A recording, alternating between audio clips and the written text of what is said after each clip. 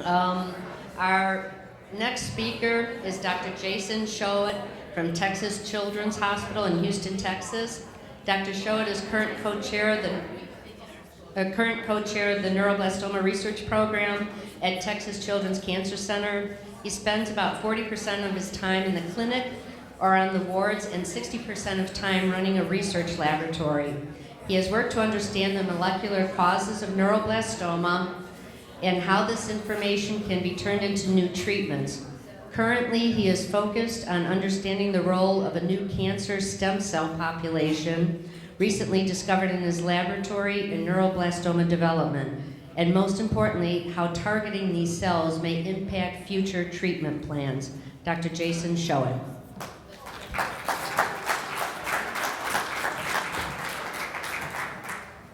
Hi, good morning, and I just wanted to say thank you to Pat for inviting me, and thank you to all of you for coming and listening to our talks and learning more about this terrible disease we're all trying to cure.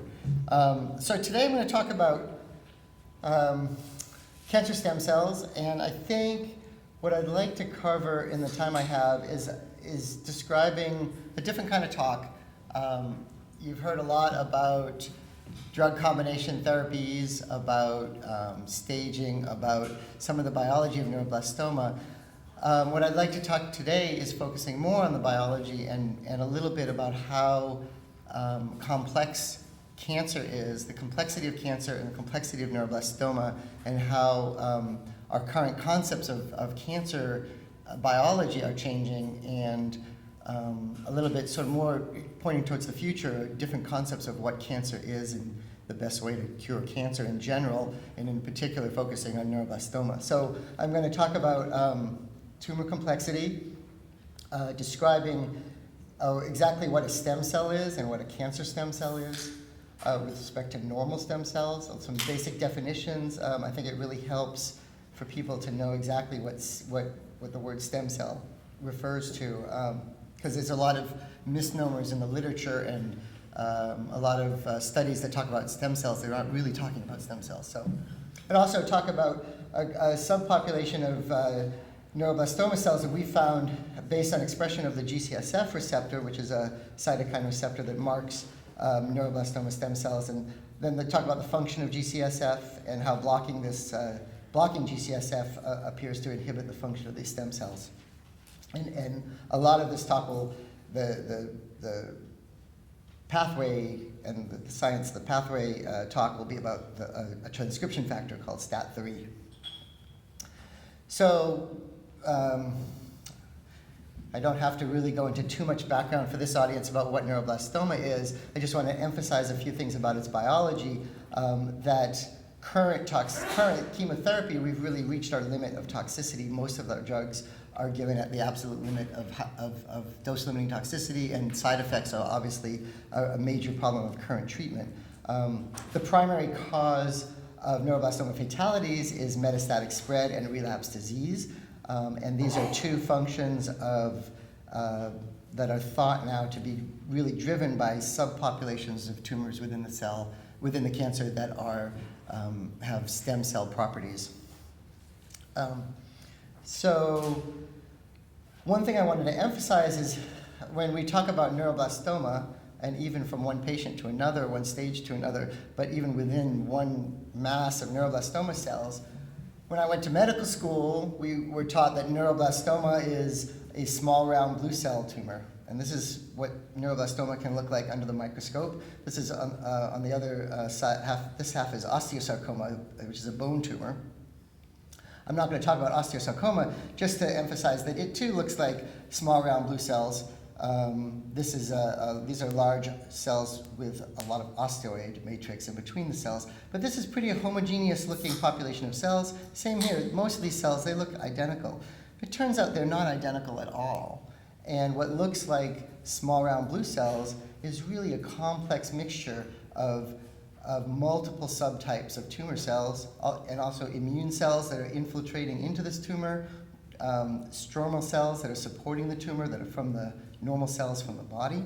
So a tumor is not Neuroblastoma cells are not all the same, and you can have multiple different populations working together to drive a tumor. So one of the speaker this morning concluded neuroblastoma is a genetic disease. I would argue, and several recent reviews have stated, that neuroblastoma is actually an ecologic disease.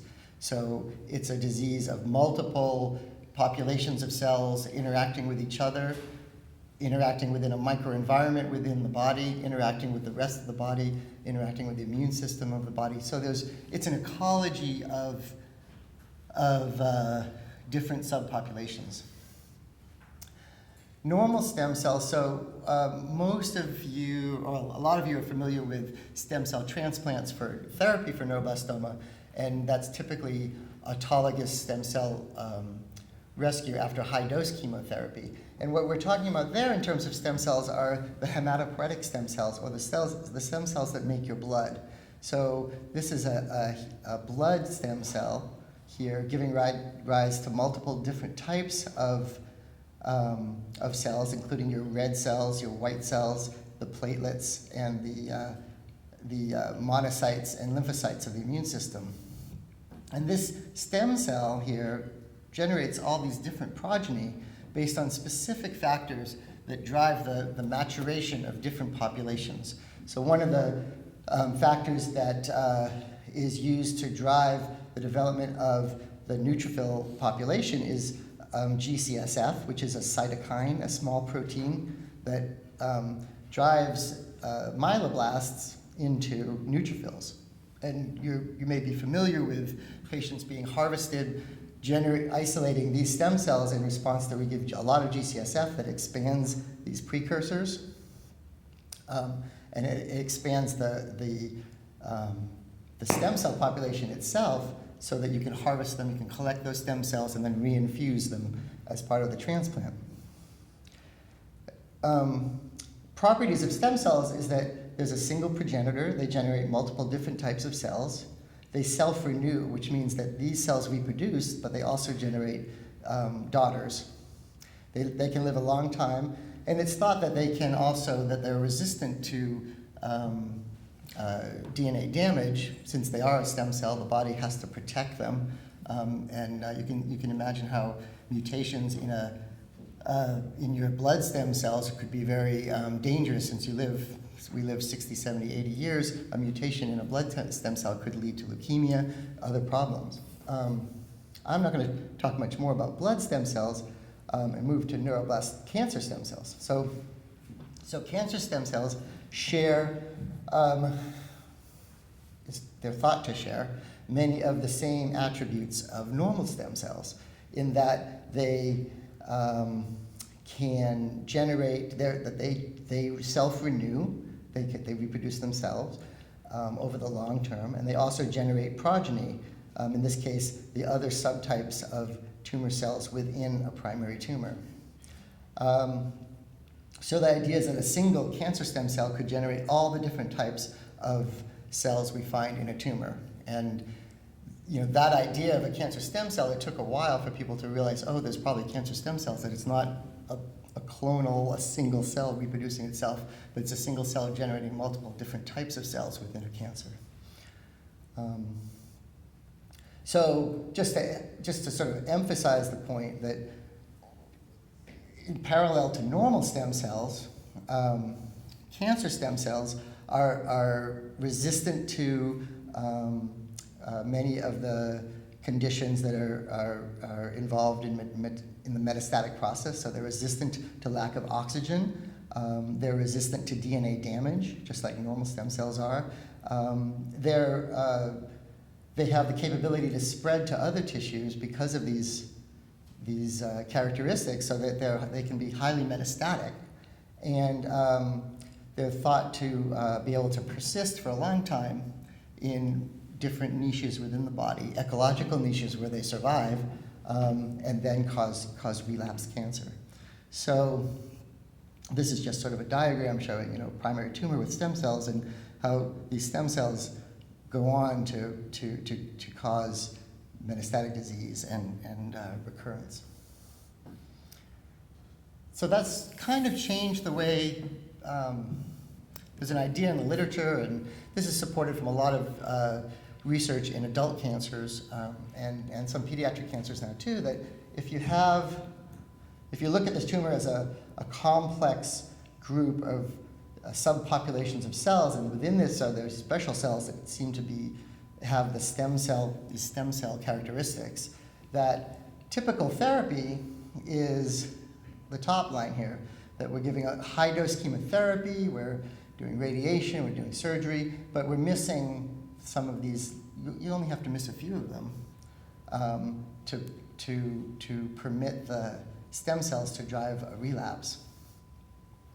And the idea now here is that if you incorporate targeted therapy specifically for this subpopulation, that you combine that with some kind of chemotherapy, that you can prevent, if your result of therapy is a tumor that's shrinking and doesn't have the stem cell population anymore, you may very well be able to destroy the cancer, have no evidence of disease, and also have no evidence of stem cells potentially driving relapse 2 years later, 3 years later, 5 years later.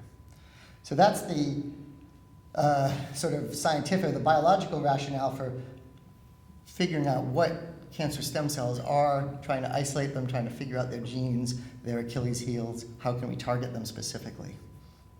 That's some of the stuff that we've done in the lab. We found that the G-Csf receptor, which is also called CD114, that if you sort neuroblastoma tumors and you isolate the subpopulation that's CD114, which is a very small percentage of the cells, 1 or 2% of the cells, and you compare those to the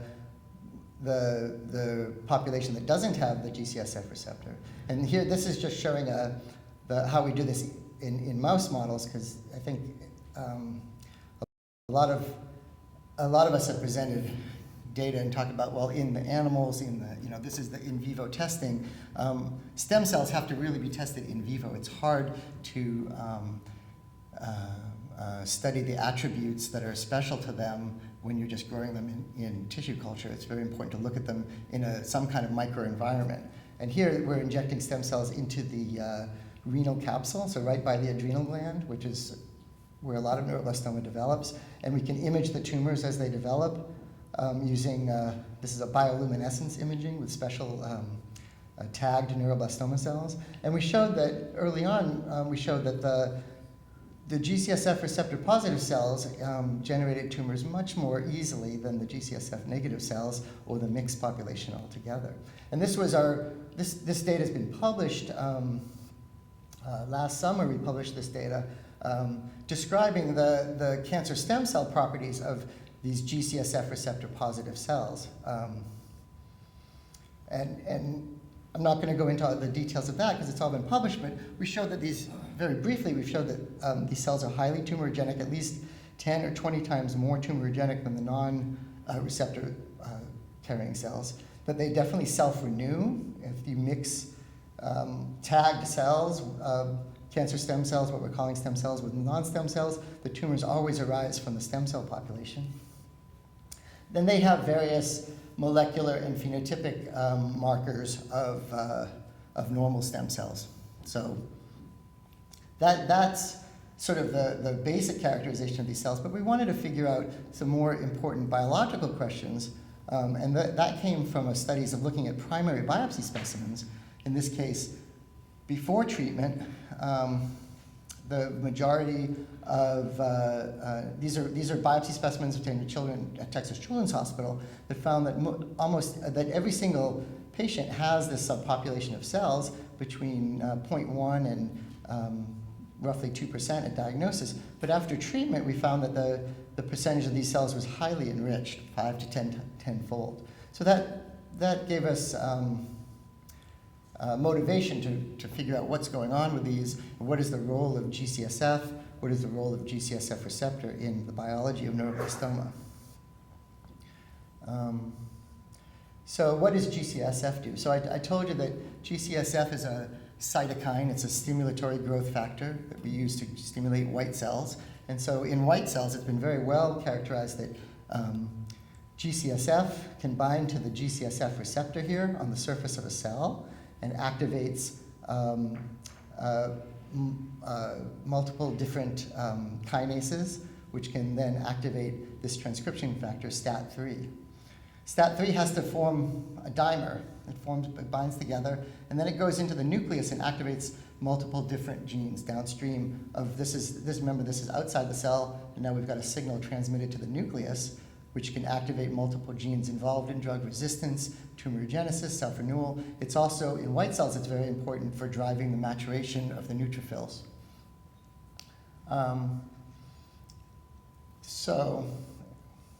In other terms, other names for G-CSF, Neupogen, Neolastos, G-CSF, pegylated G-CSF.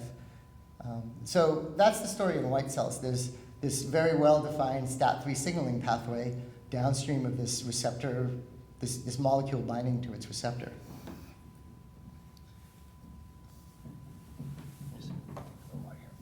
So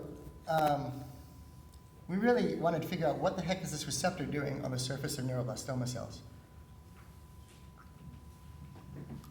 And I think there were multiple questions that arose. In neuroblastoma, does G-CSF bind and activate STAT3 the way it does in normal white cells? Does this activity promote the expansion of this stem cell-like population? Does it promote stem cell functions like metastasis and resistance to chemotherapy in neuroblastoma? Because these are important questions. We give G-CSF to children after chemotherapy routinely, and if it's truly a growth factor for neuroblastoma, that might not be the best idea. Well, I say that, protecting children from neutropenia-induced infections is a major problem, and G-CSF has been a big help in that respect. So we use it, but there are some caveats, and we may want to reconsider some of these uses. So one of the first things we did was we separated out G-CSF receptor positive and G-CSF negative cells, put them into single cells, into wells in these plates, and we grew them and just exposed them to G-CSF or no G-CSF, and we looked at what happens to colony formation, which is sort of a cell culture version of tumor growth. And we showed that the G-CSF receptor cells are quite sensitive to G-CSF. You get increased colonies, you get increased proliferation of these cells in culture. Compared to the G-CSF negative cells, there's really no effect of G-CSF on this population. We also showed that the G-CSF, this is a assay, a cell cycle assay, which is an assay looking at how quickly the cells are reproducing, and we could show that when you give G-CSF to the G-CSF receptor positive cells over here, that we increase the amount of cells that are in S phase, or that are rapidly synthesizing DNA and proliferating through the cell cycle. So we wanted to show this in vivo. As I mentioned earlier, stem cells really exist in a microenvironment. They function in a microenvironment. They spread to the bone marrow within a human, within a mouse, within other animals. Those are things that you can only study in vivo in an animal model. So we use an animal model that we have well developed in the lab, using immunodeficient mice typically, and injecting human neuroblastoma cells. And what we do is what we've done here is in these experiments, we started giving G-CSF to some mice for 21 days, and other mice we gave a mock injection of just a vehicle. So what we found was two different cell lines here. This is an NMYC amplified neuroblastoma cell line. This is an NMYC non-amplified neuroblastoma cell line that has overexpresses c-MYC, and we found that for most of the cell lines we use, there's a significant increase in tumor growth with response to G-CSF. Here the increase wasn't quite as big. We've redone this experiment, and it was statistically significant. More importantly, when we give G-CSF, the number of the stem cell population that we can detect in the tumors at the end of the experiment is significantly higher in both groups. The tumor weight correlates very closely with the number of the stem cells that we find in the tumors. We also found in some of the cell lines that if we look at metastasis to the bone marrow by detecting NMYC, human NMIC in the mouse bone marrows, that we can promote metastasis fairly significantly. So these data led us to do a couple other experiments in slightly different animal models. Here we wanted to look at, let me back up one step. So the G-CSF, here we're giving G-CSF to the mice. These mice also make G-CSF. They make mouse G-CSF. And mouse G-CSF binds to the human G-CSF receptor. The human G-CSF binds to the mouse G-CSF receptor. So this didn't really tell us everything we wanted to know, because we weren't accounting for the G-CSF that's made in the mouse. So we took another mouse. We got this. Sorry. We purchased these mice that are G-CSF knockout mice. So they make the gene for G-CSF in these mice has been removed genetically, and they make no G-CSF. They don't make any murine G-CSF. And we did the same experiment. Some of these mice, and here we injected mouse neuroblastoma cells from the transgenic mouse model of neuroblastoma, which is NMIC driven. And here again, we showed when we gave G-CSF to the mice, the tumors were much bigger. And the metastasis score here was we had a very large effect of exogenous G-CSF given to these animals. The animals that did not get G-CSF, only 1 out of 10 animals here had detectable NMIC in their bone marrow. And 8 out of 10 of the mice that we gave G-CSF had evidence of metastasis. And again, tumor size correlated fairly well with the amount of the stem cell population, which is expanded when we give G-CSF. So that data and additional data that I'm not going to describe here today, but a fair amount of supporting data suggests that, yes, indeed, G-CSF appears to be a growth factor for neuroblastoma, at least in our animal models.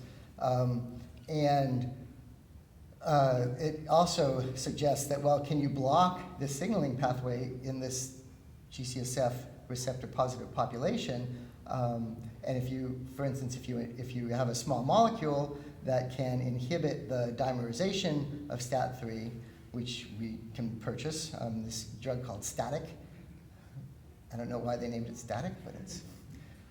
so Static blocks the dimerization of activated STAT3, so basically removes the effect of G-CSF on these cells. And our thought was, well, will that block the tumorigenicity, the metastatic, the drug resistance of these cells? And sure enough, first thing we did, we looked at cell death. If you give very low doses of Static, and here the white bars are the stem cells, and the black bars are the daughter cells.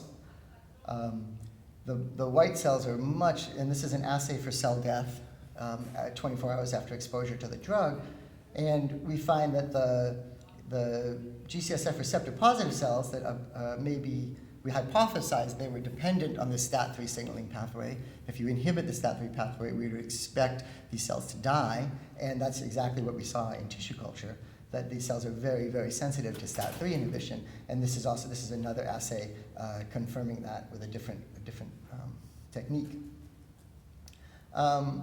We went back to the colony formation assay with STAT3, and here we wanted to look at not so much the separated populations, but just neuroblastoma cells in general. This is 4 different cell lines. This is a soft agar assay where we plate neuroblastoma cells into an agar matrix where they can expand as colonies, and we can measure colonies, and for every single cell line we've looked at, we should see a very strong dose response effect of Static on colony formation and also on cell proliferation.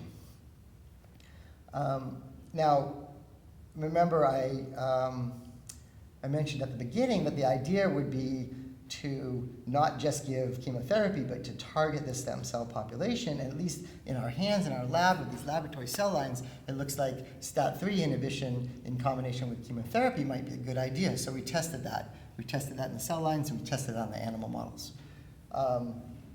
So the idea here would be to try to do a combined chemotherapy plus anti-stem cell therapy, and it was convenient to use STAT3 inhibition with VP16, which is a toposide, which you're probably familiar with for your children being treated with VP16. They've probably all gotten that drug. It's a very effective anti-neuroblastoma drug. but particularly toxic as well. So here's a combination. These are just cell proliferation plots showing the combination of VP16 plus very low doses of static, and we could significantly sensitize these cells to the effects of VP16. This is increasing dose of VP16 along the bottom for all of these in the presence of we're keeping the dose of static the same. So VP16, the lower the curve, the more sensitive it is, and we could significantly sensitize in a dose-response fashion all of these cell lines to etoposide by just the addition of a small amount of STAT3 inhibition. So, as you might expect, we went back to our in vivo, into our tumor model in mice, and did the same experiment. So we did a little treatment experiment. We injected,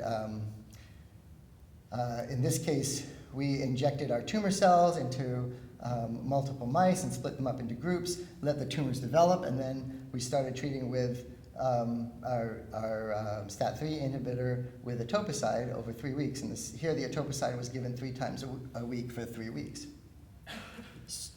somewhat mimicking how we would give etoposide to children. So what we found was very interesting and sort of fit our hypothesis pretty well, in that, first of all, these are the control tumors here for these 2 different cell lines again. STAT3 itself is very effective. STAT3 inhibition, was very effective for NGP and for SY5Y. VP16 alone, the doses that we were using were cytotoxic and did reduce the tumor size at the end of this 4-week period. But if we combined the two, if we combined STAT3 inhibition with chemotherapy, we got a really pronounced effect on tumor growth. And we also had, we could show again that the amount of, this is the amount of stem cells in the tumors at the end of therapy, which didn't show a huge effect as we had seen previously, but one of the effects of chemotherapy we had shown in our previous paper was that when you give chemotherapy, you increase the percentage of the stem cell population, and that may be because of an inflammatory reaction to the chemotherapy. But what was most interesting was that, especially in the NGP cell line, when we looked at metastases to the bone marrow in these mice, the control mice, here's the control mice with they're about 40% metastasis, and the chemotherapy-treated mice at the end of therapy, they had about 40% of their bone marrows were contaminated with neuroblastoma. If we added the STAT3 inhibitor, we had 0 metastases in this therapy, either alone or with VP16. And the same trend anyway, continued for the SY5Y cell line. We've subsequently done this in more animals and shown a statistically significant difference in the metastatic disease at the end of the trial. Just trying to think if there's anything else I wanted to say about that. So we talked about, I mentioned another way of blocking the function of G-CSF in neuroblastoma cells. We have the small molecule inhibitor that works here. We can also use an antibody to the protein, the circulating protein, to try to neutralize G-CSF. And our idea here would be the same thing. If you add antibody and block the ability of G-CSF to bind to the receptor, will you inhibit the stemness phenotype of these stem cell-like cell population? And so what we would expect to see would be decrease just by giving an antibody to G-CSF. We wanted to test the hypothesis: does that make tumors grow? Does that decrease tumor growth? And that's indeed what we showed in vivo, and we've done this multiple times now. That if you give these are tumors given a control antibody.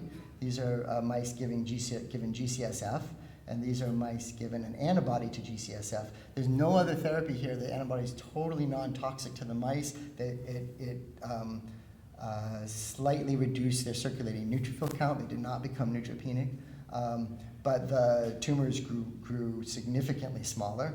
When we gave an antibody to G-CSF, the G-CSF receptor positive population decreased in the tumor cells, suggesting that those tumor cells do require some kind of stimulation through that pathway.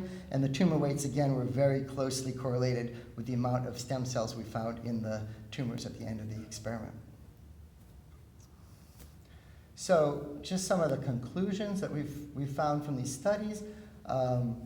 First, that the G-CSF receptor does mark a stem cell population, a population that is very similar to normal stem cells in terms of its characteristics. This subpopulation is very sensitive to STAT3 signaling, and tumor growth is enriched by G-CSF, and this includes the metastasis of these tumors in our in vivo models. We could show that STAT3 inhibition in combination with chemotherapy was very potent. G-CSF neutralization was appears to work fairly well. We're repeating the antibody studies with different antibodies to G-CSF right now. And the next step, so what we're going forward is, like I mentioned, additional antibody treatments, different approaches to neutralizing G-CSF. We have this G-CSF null, or G-CSF knockout mouse, which gives us the potential to do a bunch of different experiments to try to track down, is the tumor making G-CSF? How dependent is the tumor on G-CSF? There's a bunch of experiments we'd like to do in that model. And also and look at, in the orthotopic models, determine is the G-CSF from the mouse, or is the G-CSF from the human? Which is it critical that there's some G-CSF? And we're going to try to address those questions. We're also going to knock out the G-CSF receptor using genetic techniques and see if you take cell lines and you knock out the G-CSF receptor in that little cancer stem cell population, can you even form tumors from those cells in vivo? And that's an experiment we're working on right now. And then there are additional STAT3 inhibitors that we're looking at. Unfortunately, the state of the art of STAT3 inhibitors, so one of the things we would like to do is open a clinical trial, right? As soon as we could with STAT3 inhibitors in neuroblastoma with patients with no evidence of clinical disease to see if you can prevent relapse or prevent metastatic spread. STAT3 inhibitors, there are a couple that are in early phase 1 trials in adults, but they're not, it's a tricky drug.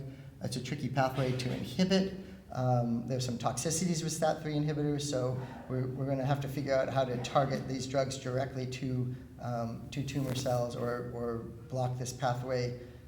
I'm not sure there'll be a small molecule that we'll be able to use in the near future. That could change, and that could change quickly. And also we want to reevaluate, we're going back and looking at our clinical data and trying to figure out, well, can we take out G-CSF from our clinical protocols, and is it safe to do that under certain circumstances? So I just wanted to acknowledge, I have a couple of people to acknowledge. First, all of you for taking such good care of your children and fighting for your children. I encourage you to continue to fight for money, for therapy, for access to drugs for all of your kids, all of your friends. I want to thank them for helping you, your brothers, your sisters, all of the fundraisers involved in fighting neuroblastoma. My lab, I want to acknowledge Saurav Agarwal, who's a PhD postdoc in the lab, who's very, very talented, has done a lot, almost all of this work, along with our team of in vivo, our little in vivo tumor team. Danielle Sue, who is actually coming back to Texas Children's. She's a pediatric surgeon who's focusing on pediatric cancer surgery, and she's a remarkably talented researcher who did most of the earlier work characterizing our stem cell population. Dr. Poplack runs our division. Dr. Malcolm Brenner runs the Center for Cell and Gene Therapy. Both of them have supported this work. The CNCF has supported this work. Alex's Lemonade Stand, Hope Street Kids, St. Baldrick's, American Cancer Foundation. Most recently, this is NIH-funded project. and I'll take money from anybody who is willing to offer it.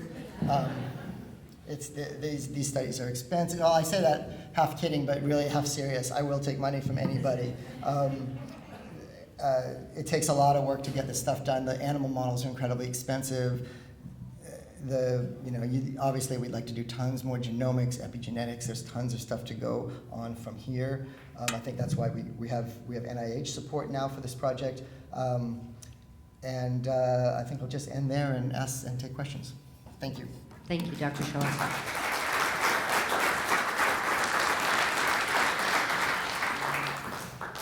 I have a question. Oh, hi. I'm a little confused. So, Just a little. GSF, GM-CSF. Okay, so can you explain the difference? Because for those of us who went through antibodies in about 2009, we had the GM-CSF shots during 14-18 and IL-2. Right. So what was that? So GM-CSF doesn't bind to the G-CSF receptor. Okay.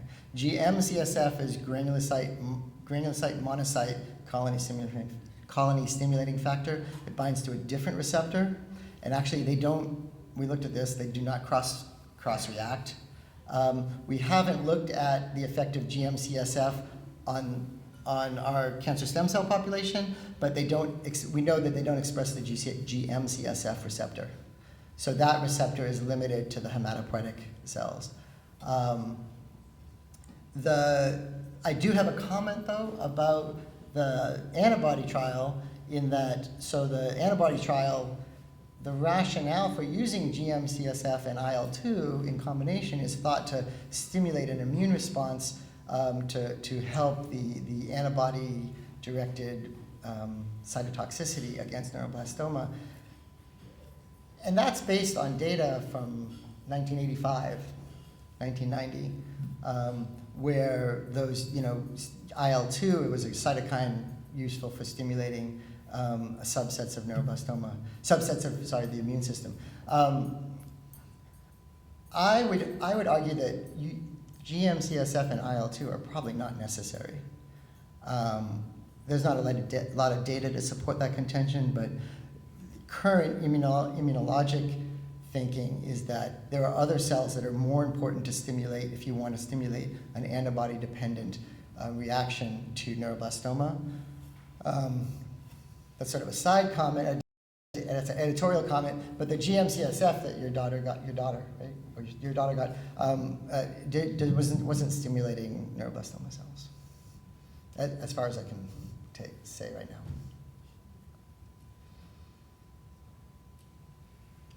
Yeah, sure.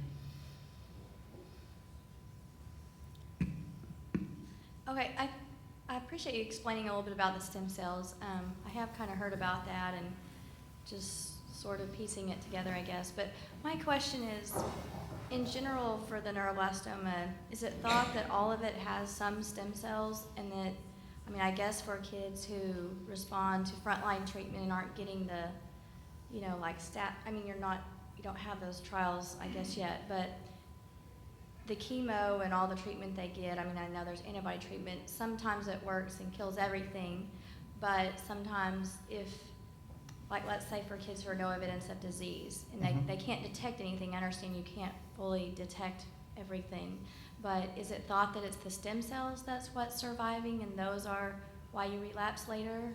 Is it primarily the stem cells?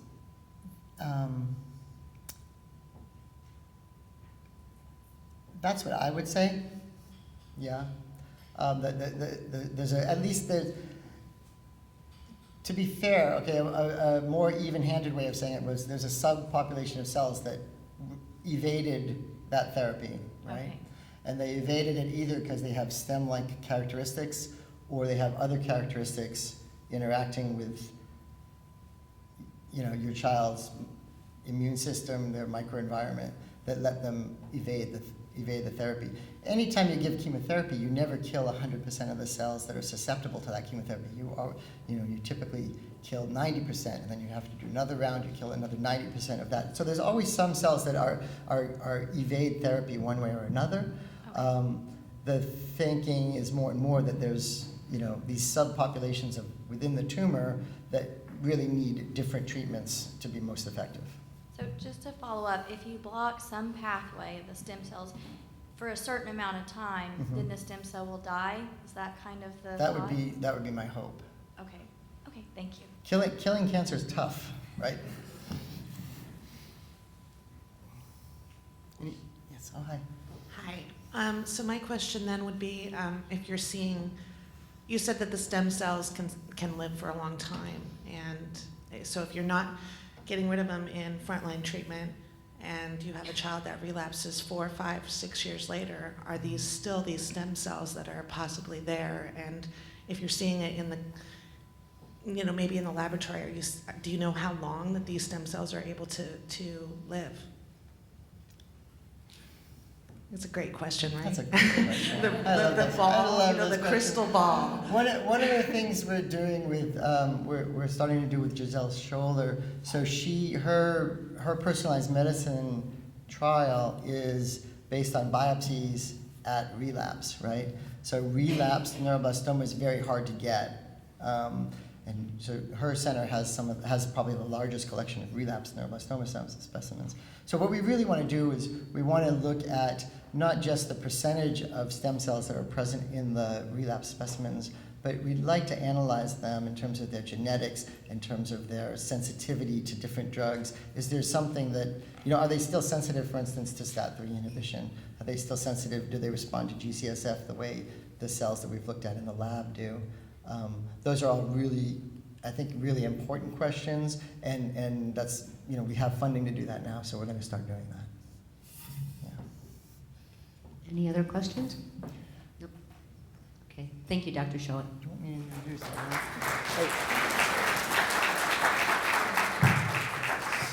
So the next speaker is Evelyn Barbieri. She's actually spent the last 3 years as a more than that, 4 or 5 years in my lab. As a postdoc, she's now an instructor at Texas Children's Hospital in the cancer center there, and she's going to talk about some of her work looking at genes and metabolism of neuroblastoma. So, Evelyn.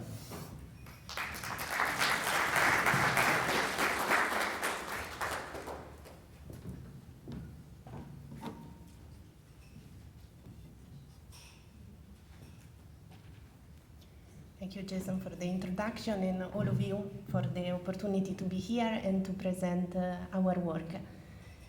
And what I'm telling you today is a little bit of the preclinical work that has been done in our laboratory and the path through which we arrived to identify what we think is an important gene in neuroblastoma. It's called CHAF1A, chromatin assembling factor 1. And we have evidence that this gene regulates neuroblastoma differentiation and metabolism.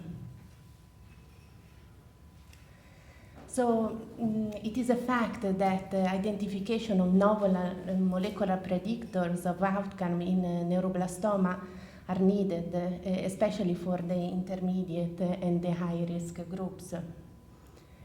And I've been always interested in the p53 signaling pathway in neuroblastoma. Firstly, because p53 pathway is exceptionally wild type in neuroblastoma, is not mutated. And on the contrary, in adults, p53 signaling pathway is mutated in more than 50% of cases. And the major negative regulator of p53 is MDM2, which directly binds to p53 and promotes its degradation. So lately, since 2004, a novel small molecule that inhibits MDM2, and so they activate p53, have been developed. And the activation of p53 leads to different function in the cell, but ultimately leads to cell death. So we think that the strategies that inhibit MDM2 and activate p53 can really be of clinical impact for the patients with the neuroblastoma.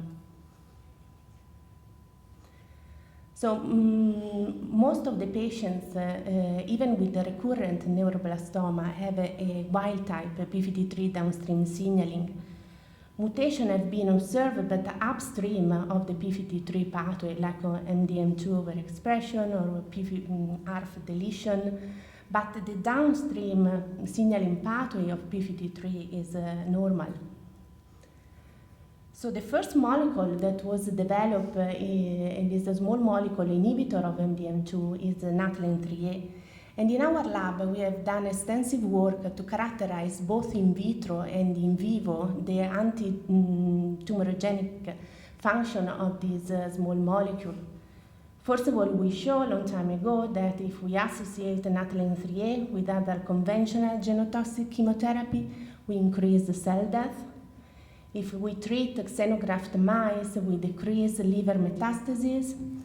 And most recently, these are very recent data, if we combine this small molecule with another known and effective target therapies for neuroblastoma, which are the mTOR inhibitors, like tensirolimus, we have really a nice synergistic effect in our mice. So inhibiting MDM2 can be a way to sensitize neuroblastoma to mTOR inhibitors. So we wanted to understand the mechanism of action of this small molecule, and we did the gene expression profile and analyzed the gene sets that were mostly enriched after treating neuroblastoma cells with these molecules. And we found 25 genes that were significantly downregulated after treatment with the natriuretic. We then asked if the expression of these 25 genes could be related to the outcome of patients with the neuroblastoma. And so we interrogate a public available data set at NIH, and we can clearly see that the high expression of these 25 genes nicely correlate with the outcome of these patients. And then we analyzed these 25 genes in multiple independent neuroblastoma datasets, and as I will go over briefly, but as we can see, overexpression of these 25 genes is able to nicely predict overall and event-free survival. Then we ask the question, can we identify a subset of these 25 genes that still retain the possibility to predict prognosis of neuroblastoma?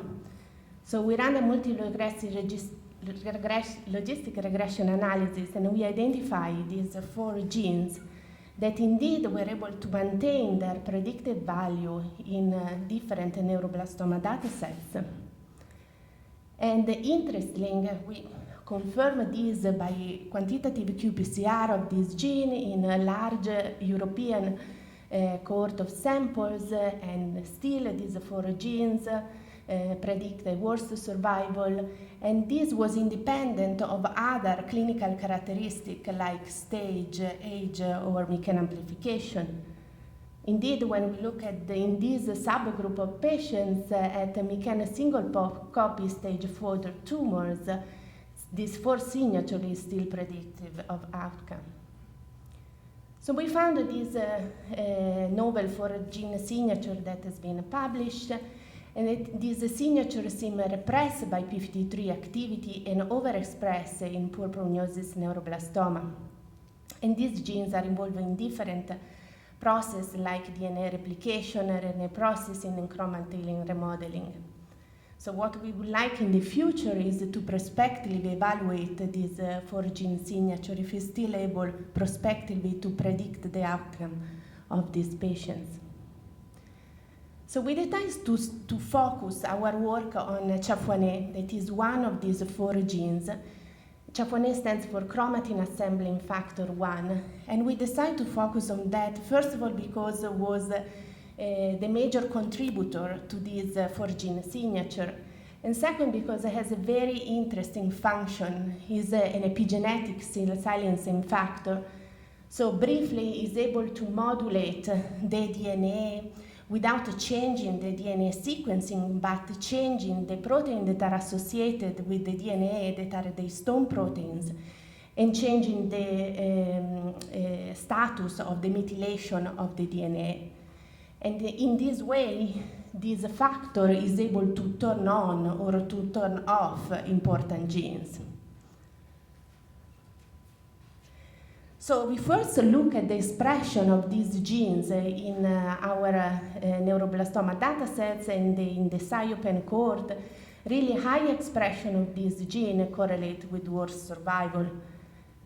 And when we look at the expression of these genes across the different stages, we can see that high expression of this gene correlate mostly with stage 4 disease. So we wanted to see what is the function of this gene in vitro, so in tissue culture.